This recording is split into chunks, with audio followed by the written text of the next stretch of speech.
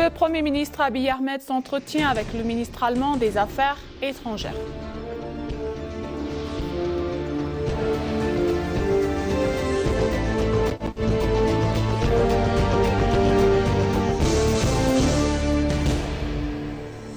Les efforts déployés pour créer un environnement urbain favorable en faisant des villes éthiopiennes des pôles de prospérité portent leurs fruits.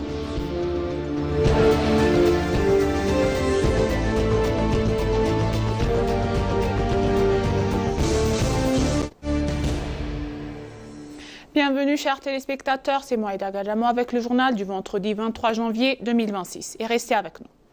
Le Premier ministre Abiy Ahmed s'est entretenu hier avec Johann Wadephul, le ministre fédéral des Affaires étrangères d'Allemagne, afin de renforcer davantage le partenariat de longue date entre l'Éthiopie et l'Allemagne.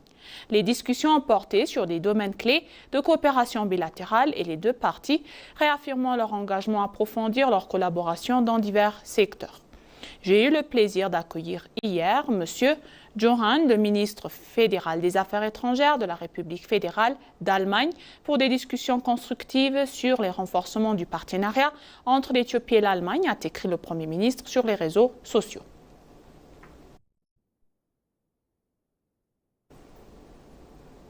L'Éthiopie dépasse ses objectifs et génère plus de 5,1 milliards de dollars de recettes d'exportation en 6 mois. Les performances à l'exportation de l'Éthiopie ont largement dépassé les attentes au cours des 6 derniers mois, avec des recettes s'élevant à plus de 5,1 milliards de dollars, a annoncé le ministère du Commerce et de l'Intégration régionale. Présentant le rapport semestriel de l'exercice budgétaire éthiopien 2018 à Dessé, dans la région d'Amara, le ministre du Commerce et de l'Intégration régionale, Kasaoun Gofé, a indiqué que le pays s'était fixé un objectif initial de 4,42 milliards de dollars pour cette période. Les résultats obtenus représentent ainsi 120% de la cible prévue. Le ministre a précisé que cette recette traduise une hausse de 1,83 milliard de dollars par rapport à la même période de l'année précédente, reflétant une dynamique positive et soutenue des exportations nationales.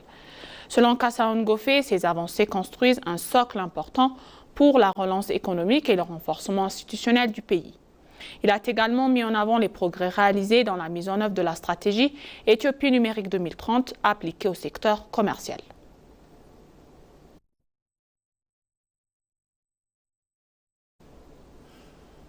Addis Abeba donc se classe première des villes africaines en matière de gestion des finances locales.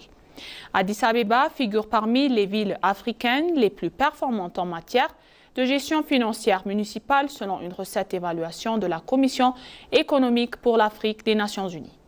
Cette évaluation axée sur la mobilisation des ressources et l'exécution des projets a été dévoilée hier à Addis Abeba lors de la conférence d'examen des avancées du plan d'action régionale de l'apprentissage entre pairs.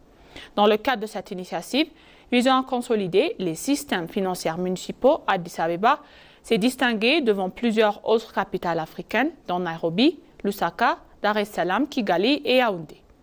Prenant la parole à la conférence, la maire d'Addis Abeba, Adanecha Abebe, a affirmé que les réformes stratégiques mises en œuvre par la ville ont renforcé sa compétitivité à l'échelle mondiale et fait d'Addis Abeba une ressource en matière d'une transformation urbaine sur le continent africain.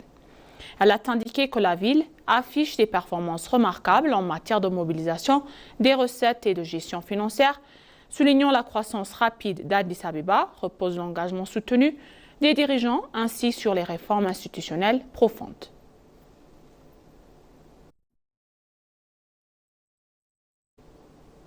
La Chambre des représentants du peuple approuve des proclamations relatives à l'extradition et aux affaires pénales entre pays. La Chambre des représentants du peuple a approuvé des proclamations relatives à l'extradition et aux affaires pénales entre différents pays. La 6e Chambre des représentants du peuple a tenu sa 9e session ordinaire. Il a été annoncé lors de cette session que des accords d'extradition des prisonniers avaient été signés entre l'Éthiopie et la République populaire de Chine, ainsi qu'entre l'Éthiopie et la République fédérale du Brésil. Il a été également noté qu'un accord d'extradition de personnes recherchées avait été signé entre la République fédérale démocratique d'Éthiopie et la République d'Afrique du Sud. En conséquence, le gouvernement éthiopien a examiné et approuvé à la majorité les projets des proclamations relatives à l'extradition et aux affaires pénales, conformément aux accords signés avec les pays concernés. Ces proclamations devraient améliorer l'efficacité du processus de réinsertion des prisonniers et les renforcer des relations commerciales, d'investissement et diplomatiques de l'Éthiopie avec ces pays.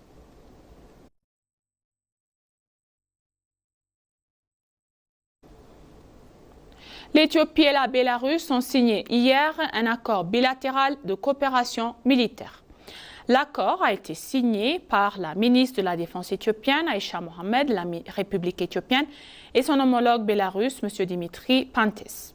La ministre de la Défense a souligné l'importance capitale de ces accords pour les efforts déployés par l'Éthiopie en matière de développement de sa technologie et de son industrie militaire et pour son objectif d'autosuffisance en produits d'armement. Elle a également fait remarquer que la situation géographique de l'Éthiopie au cœur de l'Afrique favorise la création du marché commun et des avantages communs. La ministre qui a indiqué que l'accord permettra la mise en œuvre de l'accord stratégique signé par les dirigeants des deux pays a également déclaré qu'il renforcera l'amitié de longue date entre les deux nations. Cet accord bilatéral donnera une nouvelle dimension à la coopération entre les deux pays amis et revêtira une importance stratégique majeure.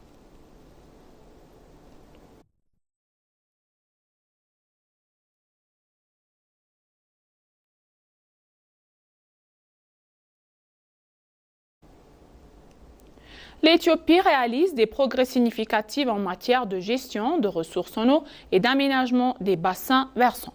L'Éthiopie réalise des progrès significatifs en matière de gestion des ressources en eau et d'aménagement des bassins versants, a déclaré le ministre de l'Eau et de l'Énergie, l'ingénieur Habtam Mustafa.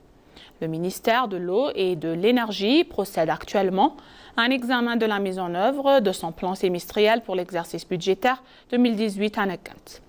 Le ministre de l'Eau et de l'Énergie, l'ingénieur Habtam Mustafa, a également indiqué que les mesures prises ces dernières années pour développer et utiliser efficacement les ressources en eau portent leurs fruits.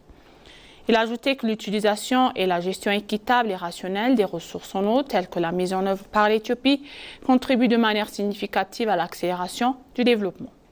Il a souligné que les efforts déployés par l'Éthiopie en matière de gestion des ressources en eau et d'aménagement des bassins versants ont produit des résultats concrets.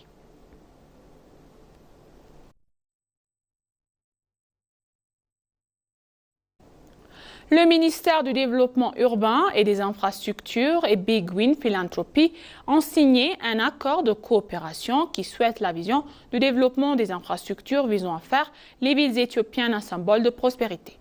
Parallèlement, le programme de collecte des recettes urbaines qui orientera la transformation des villes éthiopiennes a été annoncé. Il a été également déclaré que les efforts déployés pour rendre l'environnement urbain favorable aux habitants contribuent de manière significative au renforcement de la compétitivité économique et en améliorant la compétitivité des qualités de vie des citoyens. Le nouveau programme de collecte des recettes urbaines permettra également aux villes de financer les infrastructures et leurs services de base grâce à leurs propres recettes. Elle a évoqué la création d'un cadastre national, d'un système de location de terrain et d'un système de taxes foncières qui améliorera la capacité des villes à générer des recettes grâce à la modernisation du système d'administration de la taxe foncière au niveau national.